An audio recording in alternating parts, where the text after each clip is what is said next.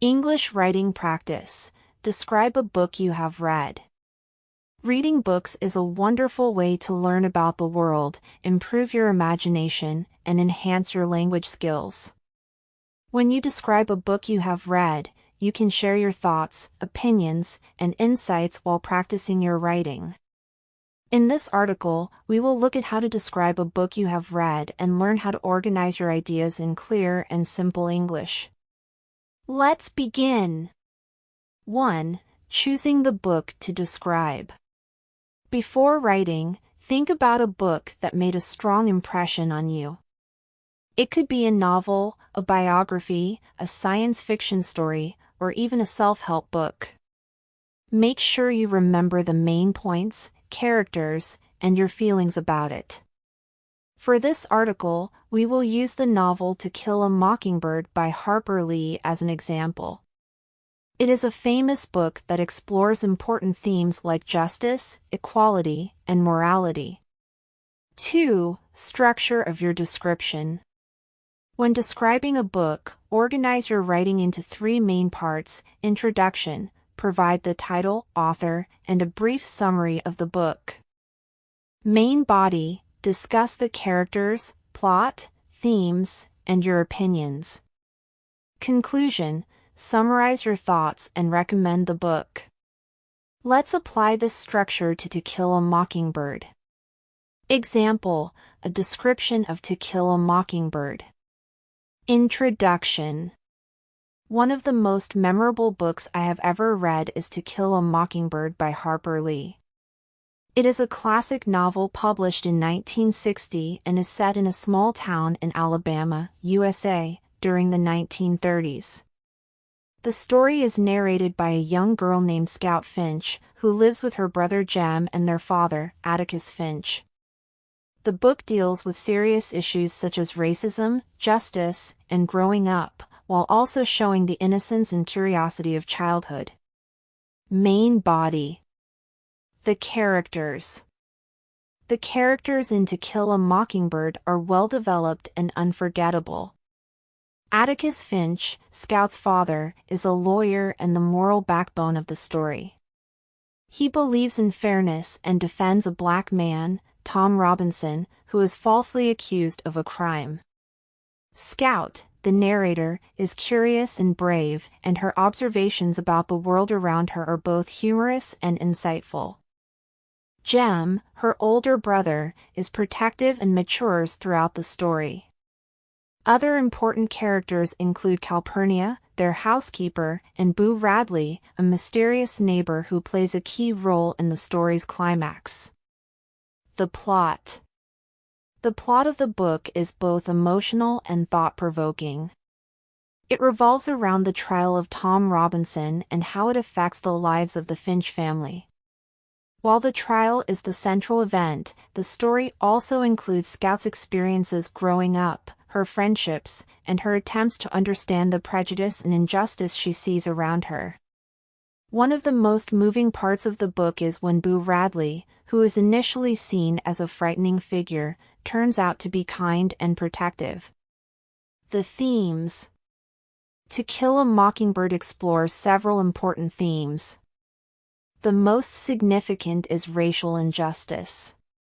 Through the trial of Tom Robinson, the book highlights the deep-rooted racism in society and the unfair treatment of African Americans. Another theme is moral courage, as shown by Atticus Finch, who stands up for what is right even when it is unpopular. The book also touches on the innocence of childhood and how it is often lost as we grow older and learn about the harsh realities of the world. My opinion. I found To Kill a Mockingbird to be an incredible book. The writing is simple yet powerful, and the story is both entertaining and educational. I admired the character of Atticus Finch for his wisdom and bravery. The book made me think deeply about fairness and how we treat others. Although it was written more than 60 years ago, its themes are still relevant today. Conclusion. In conclusion, To Kill a Mockingbird is a must-read for anyone interested in stories about justice, morality, and human nature. The characters, themes, and lessons in the book will stay with you long after you finish reading it. I would highly recommend it to readers of all ages. 3. Tips for writing your description. When describing a book, here are some tips to make your writing clear and interesting. Use clear sentences. Write in short, simple sentences to express your ideas clearly. Example: the book is about a young girl named Scout who learns about justice and prejudice. Include your feelings. Share how the book made you feel or what you learned from it. Example: I felt inspired by Atticus Finch's courage and determination. Be specific. Mention particular scenes, quotes, or events that stood out to you. Example: one of my favorite parts was when Boo Radley saved Scout and Jem from danger. Practice vocabulary. Use words related to books, such as author, plot, theme, narrator, climax, and character. 4. Why practice describing books? Practicing descriptions helps improve your writing in many ways. It enhances your ability to summarize information, express opinions, and use new vocabulary. Additionally, it can boost your confidence when speaking about books in discussions or presentations. 5. Your turn to practice. Now it's your turn. Choose a book you have read recently and write a description using the structure provided. Start with the introduction, then move to the main body, and finish with a conclusion. Remember to include your personal opinions and examples from the book. Here is a checklist to guide you. Did you mention the title and author? Did you describe the main characters and plot? Did you discuss the themes or lessons? Did you share your opinions? Did you write a clear and organized conclusion? Sample 1: Harry Potter and the Philosopher's Stone by J.K. Rowling. Introduction. One book I really enjoyed reading is Harry Potter and the Philosopher's Stone by J.K. Rowling. It is the first book in the famous Harry Potter series and introduces us to the magical world of wizards and witches.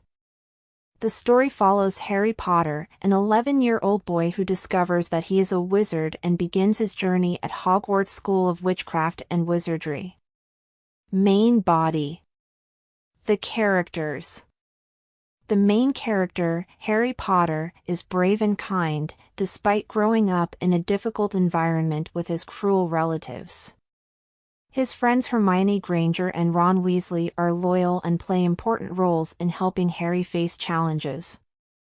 The headmaster, Albus Dumbledore, is wise and supportive, while the villain, Lord Voldemort, is both frightening and mysterious.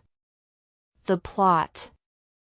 The plot centers on Harry's first year at Hogwarts, where he learns about magic, makes friends, and uncovers a mystery involving a magical object called the Philosopher's Stone. The story is full of excitement, humor, and moments of suspense, especially when Harry faces Voldemort for the first time. Themes.